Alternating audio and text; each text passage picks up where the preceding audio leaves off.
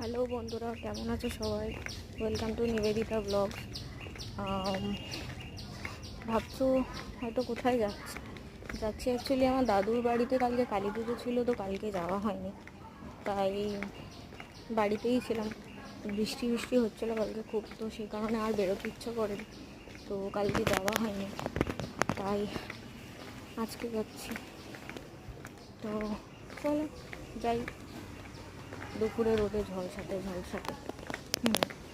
ওখানে গিয়ে দেখাচ্ছি মা কালীকে। কালকে টানা এত বৃষ্টি হওয়ার পরেও সারাদিন আজকে এত গরম যে কেন কে জানে। আর বৃষ্টির পরে এরকম গরম পড়ে। এসে গেছি আমার দাদুর বাড়ি। এখানে দাদুর বাড়ির সামনে একটা পুকুর আছে, এটা পুজো বাড়ির গেট। ঢুকছি ভেতরে। এই দেখে নাও মাকে। মা প্রত্যেক বছর এই বাড়িতে আসেন, এইবারও এসেছেন। তো তোমাদেরকে দেখিয়ে দিলাম মাকে। মা তোমাদের ভালো রাখুক, সবাইকে সুস্থ রাখুক, তোমাদের ফ্যামিলির সবাইকে ভালো রাখুক। ডেকোরেশনটা তো ভালোই করেছে, আমার তো খুবই ভালো লেগেছে।